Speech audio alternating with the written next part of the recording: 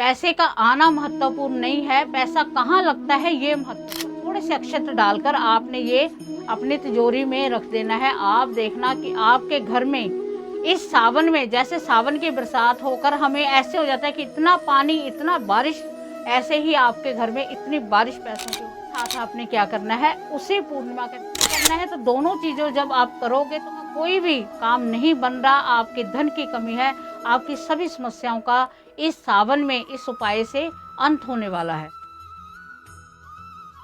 जय माता दी। इस सावन में हमने भगवान शिव की कृपा प्राप्त करनी है और साथ में माँ लक्ष्मी की कृपा प्राप्त करनी है, क्योंकि ये जो सावन है, ये 2 महीनों का जो सावन आ रहा है, 59 डेज़ का आ रहा है, इसमें हमने ऐसी कृपा प्राप्त करनी है कि माँ लक्ष्मी हमारे घरों में विराजमान हो जाए। उसके लिए आपको मैंने एक पहले भी बताया है कि पूर्णिमा और सोमवार दोनों एक ही दिन है, तो माँ लक्ष्मी का विशेष दिन है। भगवान शिव हम पर विशेष कृपा करने वाले हैं। तो इसमें हम क्या करेंगे, ऐसा क्या करें जिससे हमारे घर में धन संपदा पूरी की पूरी, हमें किसी चीज़ की कमी ना हो। तो सभी के लिए ये उपाय है। जिनके पास धन है उनके लिए भी और बरकत हो, जिनके पास नहीं है तो मैं आपको छोटा सा उपाय बताऊंगी, उसके करने मात्र से आपके घर में धन का जो प्रवाह है वो होने लग जाएगा। आपके घर में से अलक्ष्मी चली जाएगी, लक्ष्मी का वास हो जाएगा। अकेला ये नहीं कि हमारे पास धन बहुत आता है, बहुत आता होगा, मैं नहीं कहती कि नहीं आता होगा, पर क्या है कि धन के साथ बीमारियां भी आ जाती हैं।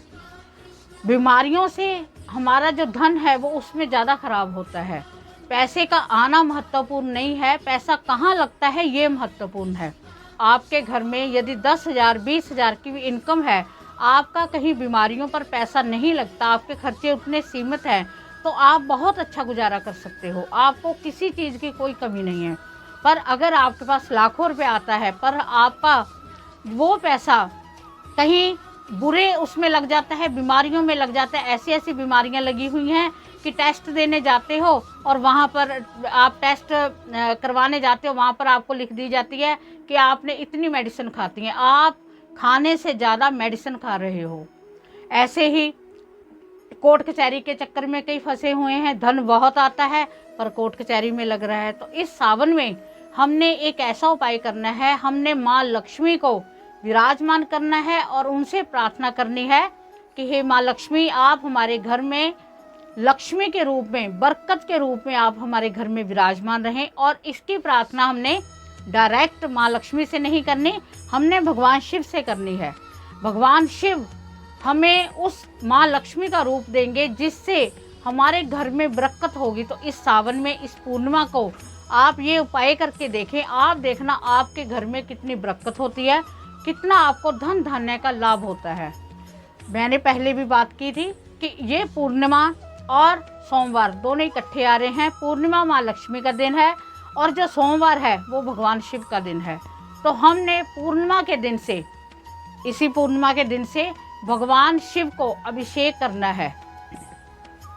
वो अभिषेक आपने शहद से, कच्चे दूध से, और उसके साथ आप घी ले लीजिए, घी से करें। जल तो आपने लेना ही लेना है। ऐसे करके आपने 5 तरह का आप अभिषेक कर सकते हो। अगर आप इसमें सक्षम नहीं हो तो कोई बात नहीं, आप कच्चे दूध से ही इनको स्नान करवा दीजिए। स्नान करवाने के बाद आपने उनको त्रिपुंड लगाना है, जो चंदन का होता है।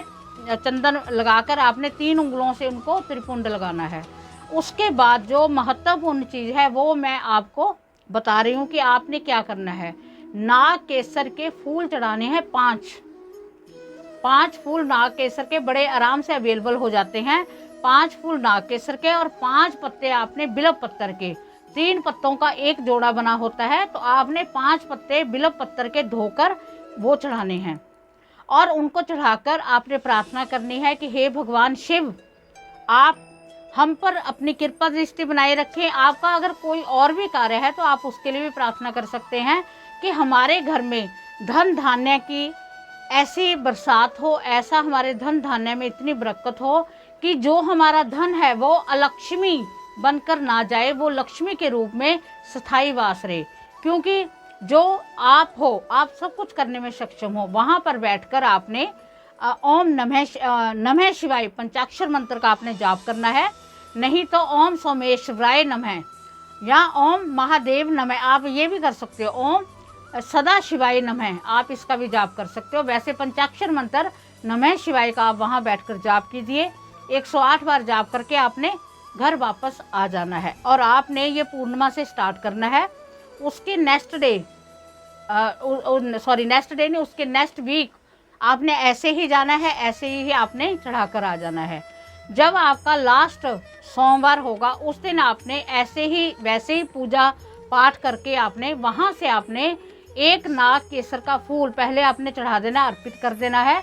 और फिर आपने वो नाग केसर का फूल और जो आपने बिल्व पत्थर चढ़ाया है वो एक पत्ता आपने बड़ी श्रद्धा भाव से वहाँ से आपने उठाकर लाना है। और उठाकर लाकर आपने उसे अपनी तिजोरी में रख लेना है। जहाँ आप धन रखते हो वहाँ पर आपने माँ लक्ष्मी का स्वरूप समझ के, भगवान शिव का स्वरूप समझ कर वहाँ पर आपने विराजमान कर देना है। कोई कटोरी ले लेनी है, उसमें आप चाहे तो येलो कपड़ा बिछा दें या रेड बिछा दें और उसमें ऊपर थोड़े से अक्षत डालकर आपने ये अपनी तिजोरी में रख देना है। आप देखना कि आपके घर में इस सावन में, जैसे सावन की बरसात होकर हमें ऐसे हो जाता है कि इतना पानी, इतना बारिश, ऐसे ही आपके घर में इतनी बारिश पैसों की होने लग जाएगी। ये नहीं कि ऊपर से टपकेंगे, कोई ना कोई जरिया ऐसा बन जाता है, आप जिस काम में हाथ डालोगे वही कार्य आपका बनने लग जाएगा। और इसके साथ आपने क्या करना है, उसी पूर्णिमा के दिन आपने चंद्रमा को थोड़ा सा दूध डालकर और थोड़ा सा जल डालकर कच्ची लस्सी का अर्घ देना है। आपने जहां आपको चंद्रमा दिखता है वहां अर्घ देकर आपने नमस्कार करना है, ओम चंद्राय नमः। क्योंकि चंद्र जो हैं वो भगवान शिव के मस्तक पर, जटाओं पर विराजमान हैं, उनको आपने करना है। तो दोनों चीज़ों जब आप करोगे तो आपका जो भी कार्य है, कोई किसी भी बात की कोई परेशानी है, आपका कोई भी काम नहीं बन रहा, आपके धन की कमी है, आपकी सभी समस्याओं का इस सावन में इस उपाय से अंत होने वाला है। तो आप इस उपाय को करके देखें, आप देखना आपको इसका कितना लाभ मिलता है। उम्मीद है आपको वीडियो पसंद आई होगी। अगर आपको कोई भी बात नहीं समझ आती आप कमेंट करके पूछ सकते हो, मैं आपका जो भी आप कमेंट करोगे उसका रिप्लाई करूंगी। बाकी आपके लिए वीडियो बन रही हैं, सावन की कथा आपने सुननी है, जिसके सुनने मात्र से आपको बहुत लाभ होने वाला है। इसी के साथ जय माता दी, मिलते हैं अगली वीडियो में।